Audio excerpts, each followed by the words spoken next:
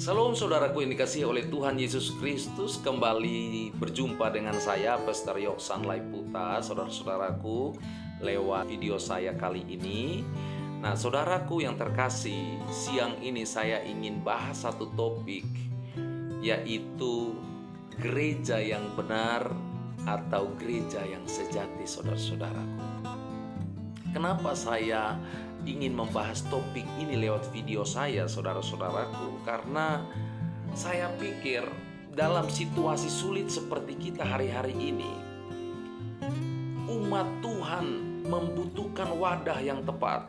Kalau ada sebutan istilah gereja, maka jemaat Tuhan membutuhkan gereja yang tepat. Atau dengan kata lain, kumpulan orang-orang yang tepat, saudara-saudaraku. Kenapa?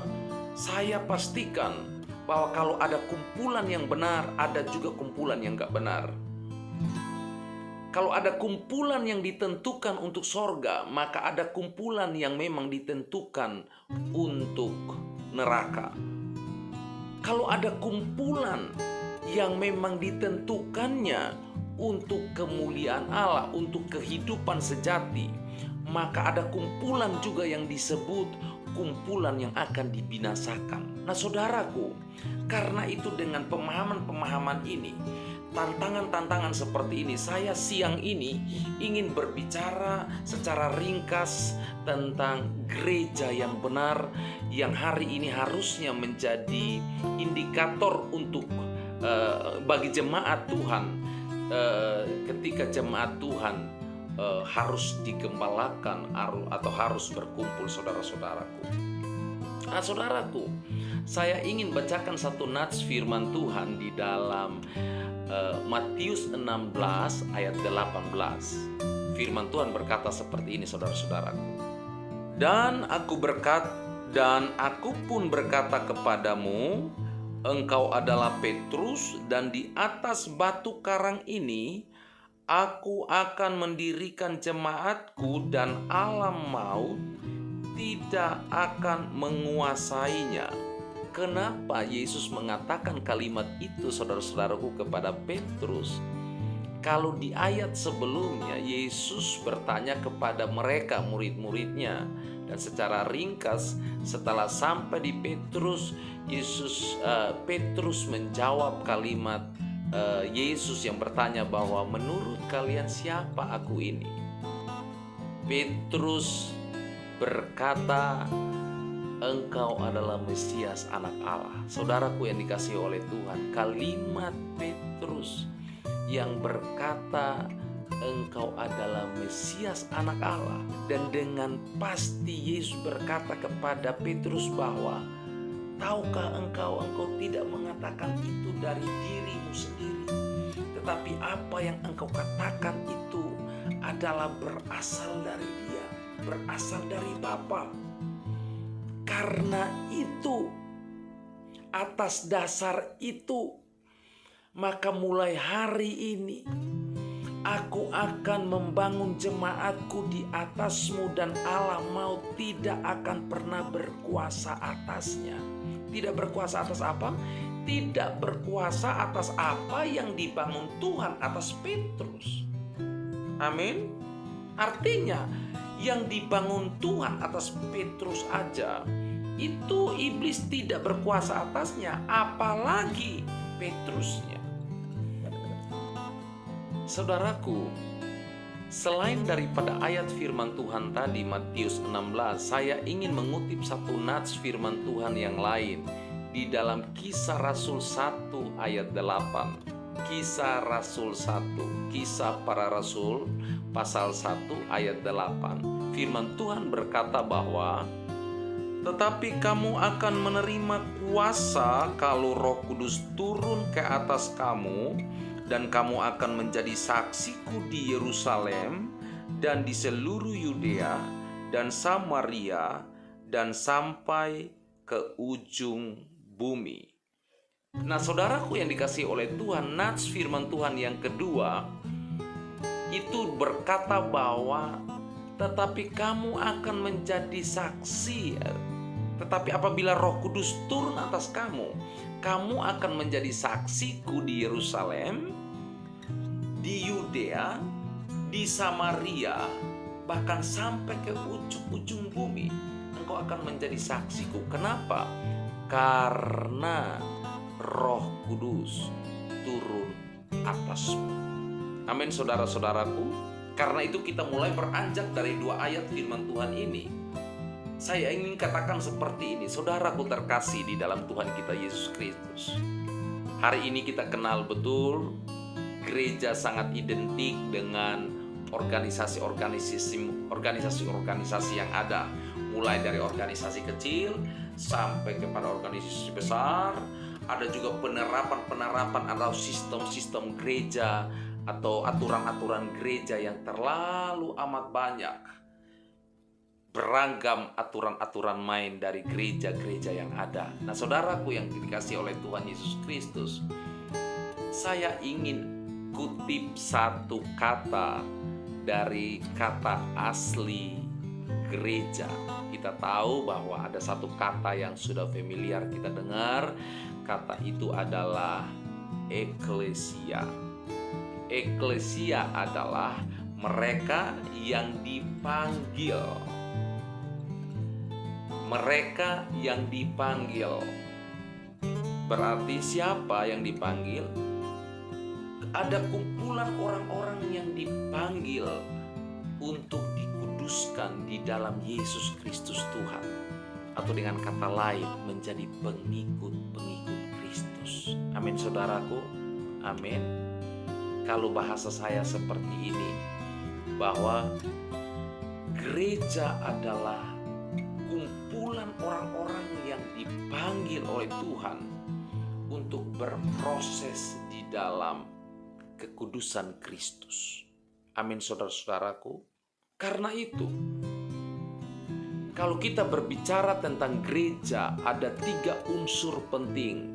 Ada 3 hal penting yang tidak boleh terpisahkan satu dari yang lainnya. Pertama, Kristus dan kebenaran Kristus menjadi syarat mutlak, bagian mutlak yang tidak bisa terpisahkan dari yang namanya gereja. Saya ulangi, ada 3 bagian penting, ada 3 hal penting yang tidak bisa terpisahkan satu dari yang lainnya kalau kita mau berbicara tentang gereja yang sejati. Yang pertama adalah Kristus yang tidak terpisahkan dari kebenaran firman Tuhan. Yang kedua, Roh Kudus. Dan tidak kalah penting, bagian yang ketiga di dalam Kisah Rasul pertama Korintus 1, kalau tidak saya ayat 1-4 dikatakan bahwa orang-orang kudus yang dipanggil untuk dibenarkan dan dikuduskan di dalam Yesus Kristus Tuhan. Kalau di dalam Matius tadi, itu berbicara tentang kepentingan Tuhan yang dibangun di atas manusianya. Amin, saudara-saudaraku. Jadi bagian ketiga yang sangat amat penting ketika kita berbicara tentang gereja, konsep gereja yang benar atau dasar gereja yang benar, tidak lain adalah Kristus dan kebenarannya yang absolut. Yang kedua, Roh Kudus yang diutus sebagai Allah, Roh Kudus yang diutus dari Allah untuk menginsafkan kita tentang kebenaran, untuk memberikan pengertian kepada kita tentang kebenaran di dalam Yesus Kristus Tuhan. Dan yang bagian yang ketiga itu adalah tentang manusianya, saudara-saudara. Menjadi pertanyaan buat kita hari ini, gereja seperti apakah yang sementara kita canangkan hari ini? Dengan kata lain, dengan cara apakah engkau sementara membangun gerejamu? Dengan cara apakah?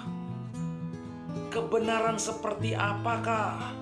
engkau sementara membangun gereja Tuhan. Saudaraku yang dikasihi oleh Tuhan, 3 unsur, 3 bagian ini punya peranan penting, tidak bisa terpisahkan antara satu dari yang lainnya ketika kita berbicara tentang gereja yang sejati atau gereja yang benar. Jadi dengan kata lain seperti ini, ketika gereja tidak lagi pada dasarnya yang benar, gereja sudah tidak lagi mementingkan 3 bagian ini menjadi esensi dari gereja itu sendiri, maka saya pikir itu tidak lagi gereja, saudara-saudaraku. Kalaupun dia adalah gereja, maaf kata saya menggunakan kalimat ini, dia tidak lain adalah gereja yang akan dibinasakan. Nah saudaraku, saya agak keluar dari koridor, saya agak keluar dari konteks ayat-ayat yang saya bacakan tadi. Nah saudaraku, kita tahu bahwa gereja itu identik dengan 12 rasul. Betul saudara-saudaraku? Siapa yang Allah pilih? Siapa yang Yesus pilih pertama? Ya 12 rasul. Nah saudaraku, menjadi catatan penting buat kita bahwa kalau berbicara tentang gereja identik dengan 12 rasul, artinya mereka yang dipanggil untuk mengikuti Kristus. Maka jangan salah, kalau Petrus dipilih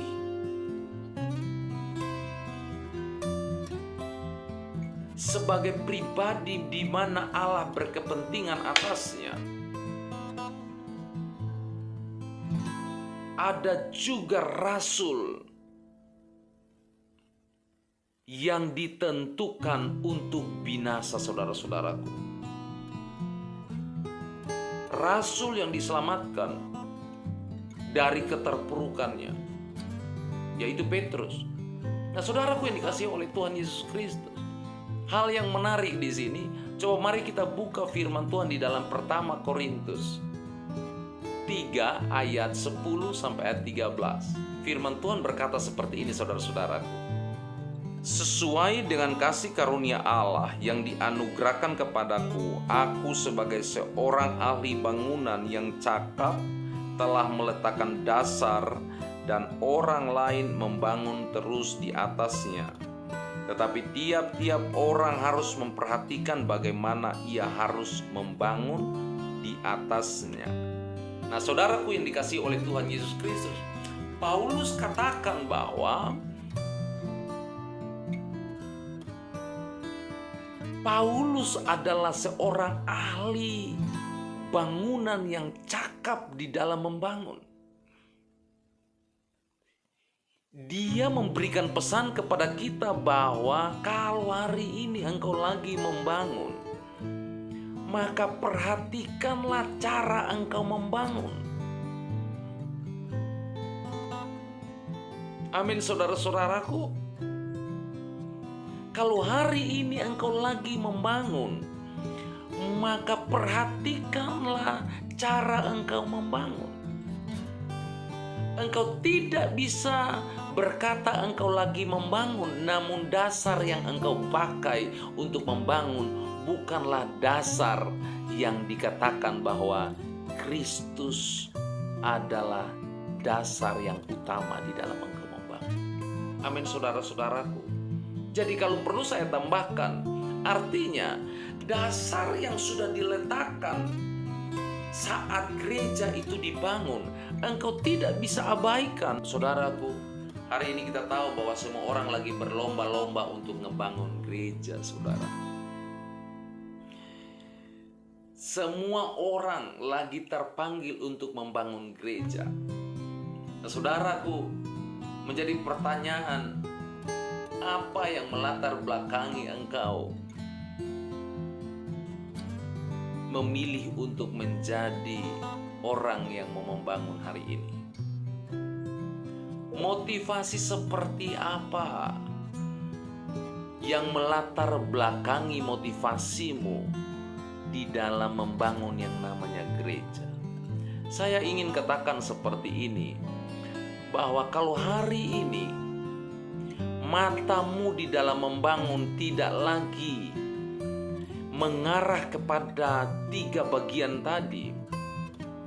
Kristus dan firman Tuhan menjadi hal yang esensial.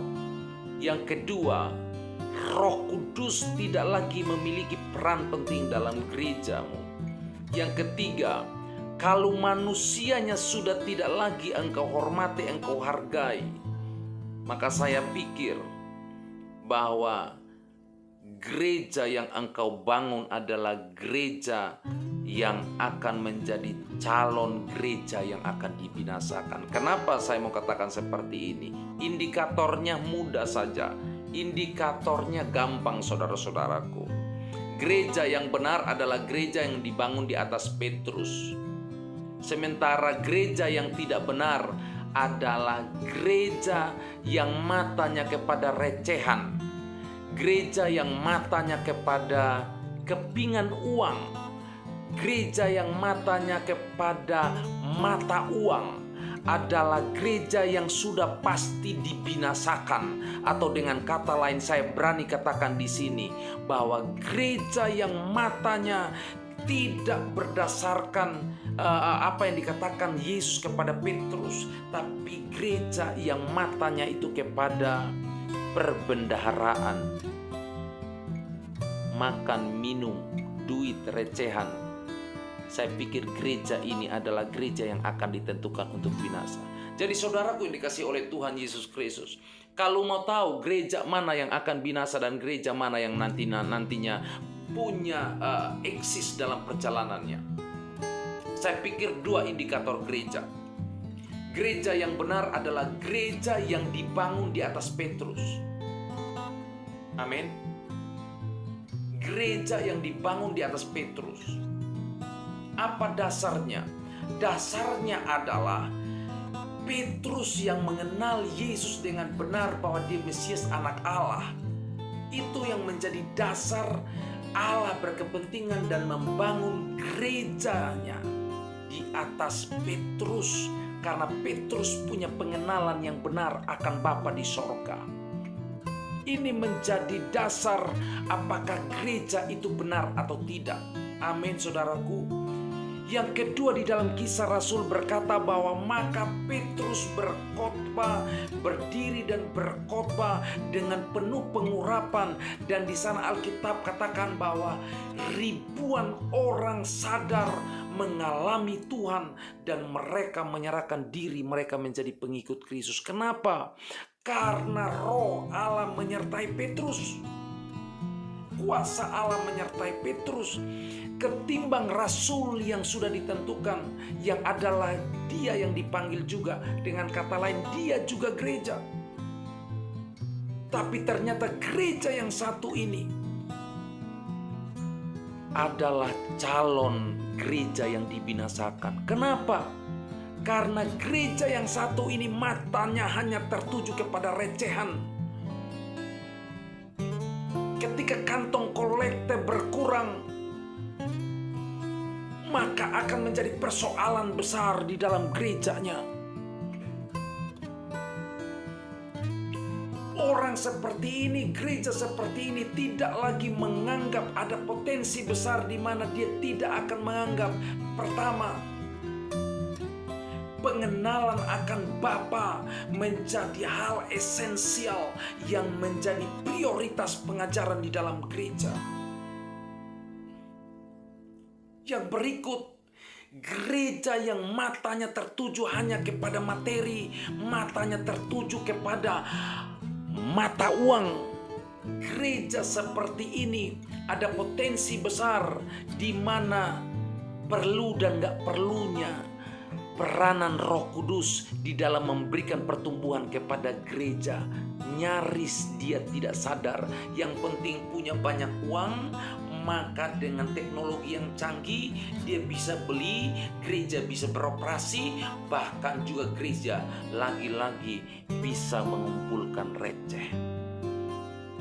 Yang ketiga, gereja seperti ini ada potensi besar di mana dia tidak menganggap manusia lebih penting dari receh. Saudaraku terkasih di dalam Tuhan kita Yesus Kristus, gereja yang matanya kepada recehan. Jangankan manusianya, Tuhannya pun pasti dijual. Kenapa? Karena matanya selalu kepada recehan. Kantong kolekte berkurang, maka akan menjadi permasalahan yang hebat. Kenapa? Karena bagi dia, yang dia cari adalah receh. Dan dia juga akan membuat banyak hal, lewat receh. Dia bisa beli teknologi yang secanggih-canggihnya dan mengebangun organisasinya karena receh. Yang ketiga, bahkan dia akan beli manusia karena receh. Nah, gereja seperti ini tidak akan pernah menganggap bahwa setiap manusia dalam kumpulan orang benar itu, setiap orang punya hak yang sama, prioritas pelayanan yang sama di dalam gereja. Amin, saudara-saudaraku. Saya pikir ketika saya berbicara seperti ini sudah menjadi rahasia umum, saudara-saudaraku. Apalagi yang mendengarkan video ini adalah setiap kita para pemimpin. Berapa banyak jemaat kita pecat dari penggembalaan cuman karena jemaat itu belum menjadi orang yang sempurna menurut perspektif kita atau asumsi penilaian kita. Berapa banyak pengerja pelayan Tuhan yang kita pecat dari gereja, kita buang keluar dari jendela-jendela pelayanan gereja cuman karena didapati dia masih berdosa, dia masih orang lemah. Ketika kita mengadakan penilaian demi penilaian terhadap para pelayan kita. Saudaraku yang terkasih dalam Tuhan kita Yesus Kristus, bukankah kumpulan yang disebut gereja Tuhan, tempat di mana orang-orang ini berada, adalah kumpulan, harusnya menjadi kumpulan tepat di mana Allah akan berkepentingan dengan pribadi demi pribadi? Bukankah kumpulan itu menjadi kumpulan yang harusnya tepat, sehingga Roh Allah punya kepentingan dengan pribadi demi pribadi, sehingga kalau dulunya dia orang berdosa, maka lambat laun dia ada dalam kelompok itu, dia akan menjadi orang benar. Atau dengan kata lain seperti ini, saudara-saudaraku, kalau dulunya dia adalah penjilat, maka hari ini dia tidak akan menjadi penjilat. Kenapa? Karena dia ada dalam kelompok orang benar. Amin. Sehingga tidak ada istilah pecat memecat karena orang berdosa. Saya ingin katakan begini, kalau gereja identik dengan Kristus, dan Kristus datang bukan untuk orang benar, tapi Kristus datang untuk orang berdosa, lantas mau disebut apa gereja kita? Ketika kita mendapati orang berdosa, maka kita sudah siapkan jendela khusus di ambang-ambang pintu gereja kita, di pelayanan-pelayanan kita, untuk kita buang orang-orang yang tidak layak ada dalam pelayanan. Hari-hari ini tidak sedikit orang yang terpanggil masuk ke gereja, tetapi tidak sedikit orang juga yang akhirnya harus meninggalkan gereja. Kenapa? Karena mereka ditolak di dalam gereja, saudara-saudaraku, tanpa kita sadari. Nah, saya ingin bacakan satu nats firman Tuhan yang lain. Saya ingin tunjukkan lagi satu nats firman Tuhan yang lain di dalam Kisah 1 Korintus 3 ayat 11 dan ayat 12. Firman Tuhan berkata seperti ini, saudara-saudaraku. Karena itu tidak ada seorang pun yang dapat meletakkan dasar yang lain daripada dasar yang telah diletakkan, yaitu Yesus Kristus.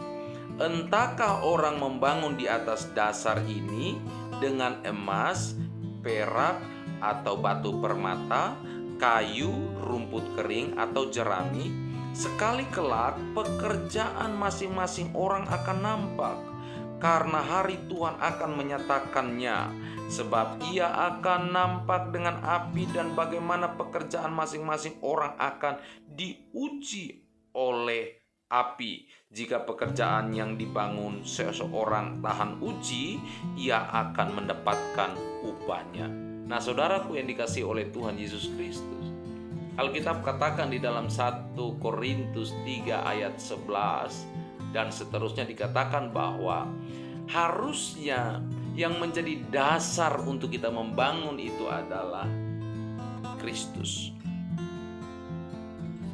Amin, saudara-saudaraku. Di ayat yang selanjutnya dikatakan bahwa karena itu menjadi pertanyaan buat kita, dengan apa kita membangun hari ini? Apakah dengan jerami kita membangun? Apakah dengan emas? Apakah dengan kayu? Atau dengan apa kita membangun? Kenapa? Hal ini menjadi hal yang penting, menjadi catatan buat kita dalam membangun. Karena akan datang hari Tuhan seperti api yang akan memurnikan gerejanya. Amin, saudaraku. Hari itu gereja yang tahan uji akan menerima upahnya, sementara gereja yang tidak tahan uji akan dibinasakan. Gereja yang benar yang dimaksudkan Tuhan adalah gereja yang dibangun berdasarkan konteks Matius 16 ayat 18. Dikatakan bahwa karena Petrus mengenali Yesus dengan benar, maka Yesus berkepentingan membangun jemaatnya di atas Petrus. Jadi, pertama adalah Kristus dengan kebenaran dan hakikatnya. Yang kedua adalah manusianya yang dipanggil itu punya peranan penting di dalam rencana Allah. Jadi kalau berbicara tentang gereja yang benar, maka setiap orang yang dipanggil di dalam Yesus Kristus Tuhan, siapapun dia, garis bawahi bahwa Allah punya kepentingan dengan hidupnya. Selama orang itu betul-betul merendahkan hati ingin mengikuti Tuhan, apapun kelemahannya, apapun kekurangannya. Saudaraku, kita tahu betul bahwa siapa itu Petrus. Kita tahu betul siapa itu Petrus. Orang yang sangat temperamental. Orang yang sudah temperamental begitu Bapak Ibu Saudara. Orangnya begitu gegabah gitu saudaraku. Orangnya terlalu gegabah di dalam memutuskan sesuatu. Yang kedua, sejarah Alkitab berkata bahwa dia pernah menolak Yesus. Namun hari ini sejarah tentang Petrus tertulis.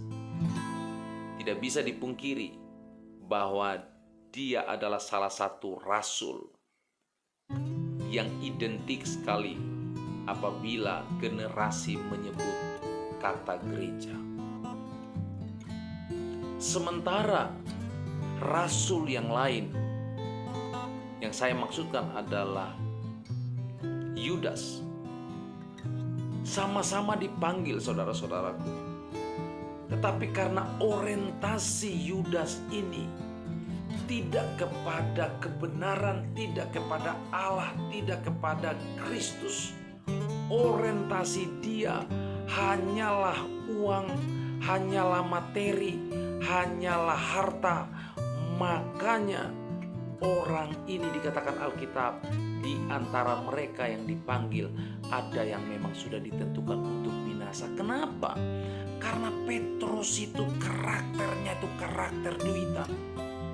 Mata duitan saudara-saudaraku. Ngomongnya itu dikit-dikit ya uang gitu. Bahkan sampai-sampai Yesus sendiri dijual. Kenapa? Karena uang. Saudaraku terkasih di dalam Tuhan kita Yesus Kristus. Karena itu saya ingin mengajak kita semua. Mari kita jadi gereja. Kalau hari ini kita lagi membangun yang namanya gereja, marilah kita bangun dengan cara yang benar. Kalau hari ini kita adalah pemimpin-pemimpin gereja, maka sadar betul bahwa 3 bagian yang tadi saya sebutkan, bahwa Kristus dan kebenarannya adalah absolut, kebenaran mutlak.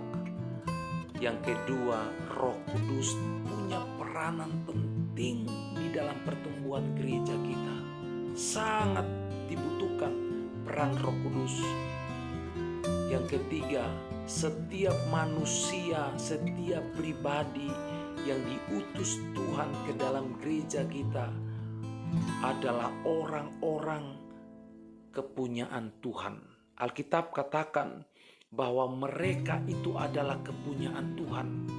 Amin. Siapapun dia, saudaraku, mau orang lemah, mau orang berdosa, mau orang yang seperti apa, mau orang yang sangat suci, semua itu dalam kelompok itu kalau Tuhan utus kepadamu, maka mereka adalah orang-orang yang berharga, yang kedepannya mereka akan mengalami kasih karunia Kristus yang Kristus janjikan buat semua orang yang mengikuti akan Dia. Karena itu saudaraku, saya pikir mari kita bebenah hari-hari ini. Masa semakin sulit, usia semakin tidak begitu, usia bumi ini semakin terpuruk, saudara-saudaraku. Keadaan semakin tidak mendukung keadaan kita. Namun kita mau sepakat bahwa gereja kita adalah gereja yang berkemenangan. Bukanlah gereja yang akan masuk dalam kategori gereja yang dibinasakan karena matanya tertuju kepada hal-hal materi, saudara. Amin, saudaraku yang dikasihi oleh Tuhan kita Yesus Kristus. Lewat video singkat ini, saya ajak kita semua, mari dalam situasi sulit seperti ini, mari dalam masa transisi seperti ini, mari kita benar-benar merendahkan hati kita di hadapan Tuhan. Jangan pusingkan duit dulu, jangan pusingkan kantong kolekte dulu, jangan pusingkan pemasukan dulu. Mari kita fokus bebenah terhadap visi dan rencana Allah yang begitu luar biasa, yang harus ini dilaksanakan, harus ini mampu kita kerjakan di dalam gereja kita masing-masing, saudaraku. Sangat ironis buat kita, saudara-saudaraku, apabila hari-hari ini yang kita canangkan adalah Yesus datang kedua kali. Namun ketika didapati, didengar di panggung-panggung pelayanan kita, maka yang kita bicarakan itu adalah hal-hal recehan. Saya pikir sangat ironis sekali, saudara-saudara. Sangat ironis. Amin, saudara-saudaraku. Hidup lebih mahal dari mulut. Hidup lebih mahal dari apa yang kita makan. Tubuh lebih mahal dari apa yang dikenakan. Kenapa saya ingin katakan begini? Hidup dan tubuh ini lebih mahal dari materi apapun yang hari ini sementara kita perjuangkan. Amin, saudaraku. Jangan karena nama baik, maka yang satu memusuhi yang lain. Jangan karena ingin mempertahankan nama baik personal, nama baik gereja, lantas kita lupa bahwa setiap orang yang ada di sekeliling kita dalam penggembalaan kita adalah orang-orang yang sangat punya peranan penting di dalam rencana Allah buat gereja kita. Amin, saudaraku yang terkasih. Jangan karena takut jubahmu itu kotor, kita menjadi orang-orang yang tidak lagi membangun satu sama yang lain, tidak lagi menghargai satu sama yang lain. Amin, saudaraku. Lukas 12 ayat 22 katakan begini, hidup itu lebih mahal dari yang kita makan, tubuh ini lebih mahal dari yang dikenakan. Saudaraku, setiap orang yang ada di sekeliling kita manusianya lebih mahal dari apapun materi yang terkadang menarik perhatian mata. Apapun kebutuhan gereja demi operasionalnya, dalam operasionalnya, saya mau katakan, setiap manusia dalam kelompok gereja penggembalaan itu jauh lebih mahal.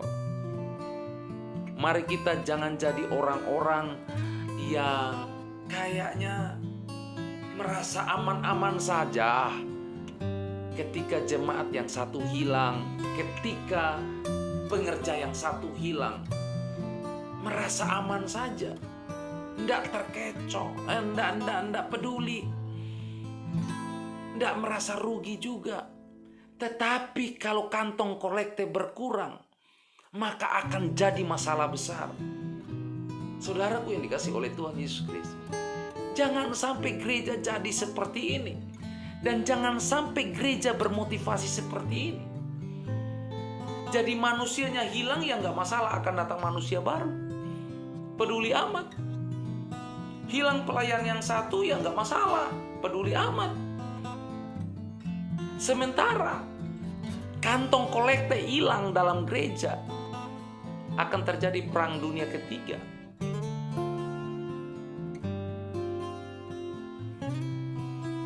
Nominal berkurang di dalam persembahan akan jadi masalah serius. Akan menarik mata setiap pemimpin dalam gereja tersebut untuk bebenah. Tapi kalau jemaat hilang, kita nggak bebenah.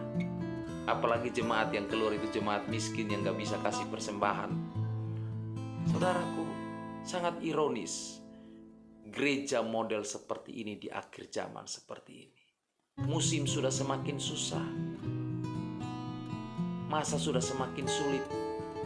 Bukannya gereja menjadi tempat di mana orang memperoleh damai sejahtera, orang memperoleh sukacita, melainkan gereja menjadi sumber malapetaka buat orang susah, buat orang berdosa. Lantas untuk apa gereja ada, saudara-saudaraku? Bukankah gereja tempat di mana orang mengenali Yesus? Gereja menjadi tempat di mana orang mengalami curahan Roh Kudus. Gereja menjadi tempat di mana orang menghargai tubuhnya, yang dulunya orang tidak anggap, bahkan dia mungkin tidak anggap. Dulu dia preman, sampah masyarakat. Tetapi setelah mereka terlibat dalam gereja kita, maka dia menjadi orang yang menghargai tubuhnya, memperlakukan tubuhnya dengan benar. Kenapa? Karena gereja tempat dia datangi adalah gereja yang menghargai manusianya lebih mahal dari materi, saudaraku. Amin, saudaraku terkasih dalam Tuhan kita Yesus Kristus. Harapan saya dari kebenaran firman Tuhan yang sudah kita bacakan, Matius 16 ayat 18 berkata bahwa Tuhan kita berkepentingan untuk membangun jemaatnya di atas manusianya, karena manusianya memiliki pengenalan yang benar akan Allah. Yang kedua, Kisah Rasul 1 ayat 8 Alkitab katakan, kalau berbicara tentang gereja yang benar yang dimaksudkan adalah gereja yang harus berjalan sesuai dengan karunia-karunia Roh Allah. Bukan berarti meniadakan teknologi, sangat penting kehadiran teknologi, fasilitas dan lain sebagainya, tetapi jangan lupa karunia-karunia Roh harus bertumbuh dengan sehat di dalam pelayanan gereja lokal. Dan yang ketiga, setiap jemaat yang kita gembalakan, mau dia orang kaya, mau dia orang miskin, mau dia mampu memberi persembahan, mau dia nggak bisa, ataupun dia orang yang memang betul-betul dipersiapkan dari keluarganya, memang betul orang-orang yang orang-orang yang sangat baik, orang-orang yang berkarakter baik, sementara ada 1-2 orang yang tidak punya karakter yang sehat, tidak punya karakter yang baik, namun orang-orang ini akan mendapat perlakuan yang sama di penggembalaan yang sama. Amin, saudaraku yang dikasih oleh Tuhan. Saya percaya kalau gereja menerapkan 3 hal sederhana ini di dalam gereja, maka saya percaya bahwa gereja kita adalah menjadi gereja yang membawa jawaban di masa sulit seperti ini. Sebaliknya, kalau hari ini kita bukan lagi mengarah kepada Kristus dan kebenaran sebagai kebenaran yang absolut, dan yang kedua kita lagi tidak mengizinkan Roh Kudus untuk betul-betul ambil alih penggembalaan gereja lokal di mana kita menggembalakan, dan tidak lagi menganggap bahwa manusia itu jauh lebih penting dari apapun yang hari ini ada di dalam ruang gereja, maka kita akan menjadi orang-orang gereja yang sudah pasti binasa. Karena gereja yang matanya tertuju kepada materi, kepada uang, kepada nominal rupiah dan lain sebagainya, gereja itu pasti gereja menjadi gereja yang binasa. Kenapa dia akan dibinasakan? Karena sudah pasti bahwa cinta akan uang menjadi sumber malapetaka. Yesus pun bisa dijual. Kenapa? Karena matanya tertuju kepada uang. Dengan demikian, doa dan harapan saya adalah mari kita menjadi gereja yang sejati, bukan menjadi gereja yang dibinasakan. Mari kita menjadi gereja yang matanya tertuju kepada Kristus dan kebenaran yang absolut. Tidak lagi menjadi gereja yang matanya tertuju kepada recehan-recehan. Amin, saudaraku. Yang terakhir, mari kita saling menghormati satu sama yang lain, menghargai setiap mereka yang ada diutus Tuhan di dalam setiap penggembalaan kita. Mereka adalah utusan-utusan Tuhan. Kita katakan mereka adalah kepunyaan Allah yang tidak bisa diganggu gugat keberadaannya di tempat di mana mereka digembalakan. Sekalipun di tempat tersebut kita adalah pemimpinnya, maka saya pikir bahwa kita harus menyadari bahwa di atas diri kita, kapasitas kita sebagai pemimpin, Kristus adalah kepala dari pemimpin-pemimpin yang ada. Maka jemaat itu, siapapun dia, adalah milik dari kepala, dari para pemimpin. Maka kita tidak bisa buat apa. Kita tidak bisa membuang jemaat. Kita seharusnya tidak sewenang-wenang memecat pelayan-pelayan Tuhan, saudaraku. Amin, saudaraku dikasih oleh Tuhan. Dengan demikian, doa dan harapan saya, Tuhan Yesus senantiasa memberkati saudara-saudara semua, dan teruslah jadi berkat kemanapun yang kau pergi. Teruslah beritakan Injil Yesus Kristus Tuhan yang murni, dan Tuhan Yesus akan memberkati.